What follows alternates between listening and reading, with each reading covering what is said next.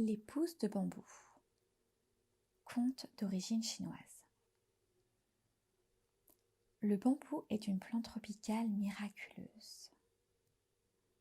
Une tige légère, résistante, élastique, propre à tous les usages. Perche pour les acrobates, canne ou bâton qui sert au maître zen pour appeler à l'ordre les disciples endormis ou distraits. Le bambou se plie docile en forme de panier, de claie, de vase et même de tambour. Avec certaines espèces, on fabrique des meubles.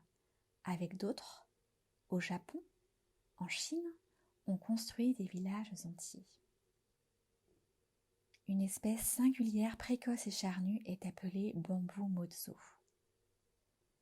Elle doit son nom à un certain Mozo qui vécut en Chine, dans la circonscription de Qiangjia, de l'ancien royaume de Wu, au IIIe siècle de notre ère.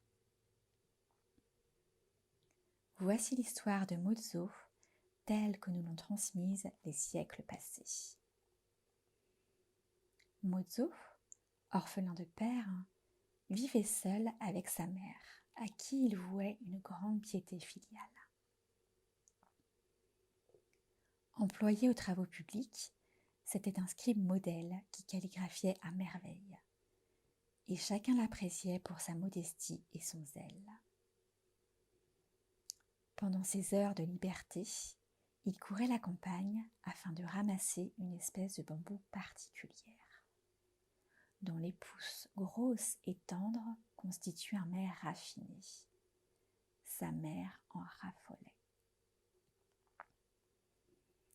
Il arriva un jour où sa mère ne put avaler un seul repas sans qu'il n'y eût en entrée des pousses fraîches de bambou. Mozo courait les champs, les bois, l'hiver et l'été pour offrir à sa mère ses pousses de bambou préférées. « Ah, mon fils, disait-elle, si je ne pouvais manger mes pousses de bambou, moi qui n'ai plus à rien depuis la mort de votre père, je crois que je me laisserais mourir. »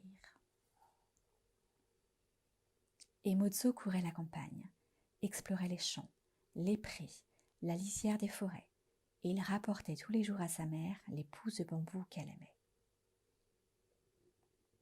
Or, cette année-là dans le royaume de Wu, l'hiver fut exceptionnellement rigoureux. La neige tomba en abondance. Le sol était gelé. Mozo courait plus que jamais par les champs et les bois, dénichant les pousses de bambou où nul autre que lui n'en aurait trouvé. Il en cueillait sous les congères, au creux des forêts, partout. Mais un soir, il revint chez lui les mains vides. Sa mère refusa de manger.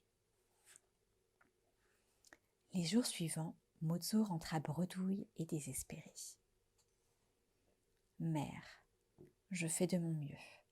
Je cours du nord au sud, d'est en ouest, mais tant que cette neige persistera, je ne pourrai vous offrir les pousses de bambou que vous chérissez.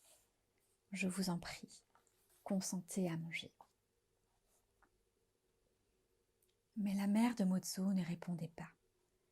Elle refusait de s'alimenter. Elle ne buvait ni ne mangeait, et elle commença de dépérir.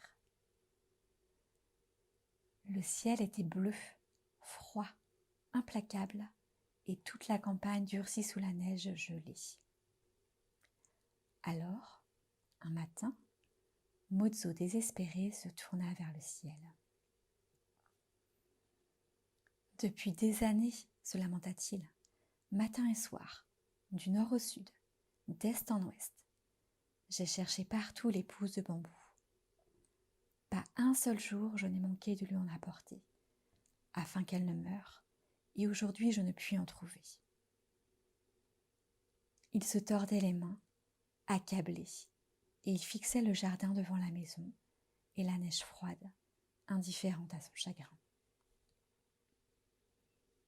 À ce moment, comme il était à genoux, implorant le ciel, il aperçut au milieu du tapis blanc 3 pousses violettes perçant la neige.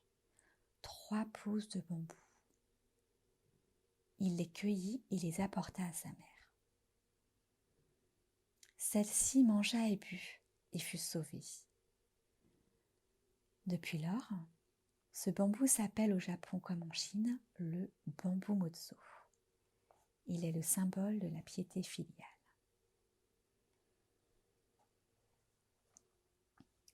Bouddha est dans une pousse de bambou autant que dans l'immensité du ciel. Leur fraîcheur, l'oublier on ne saurait les bambous de cette année. Ryokan.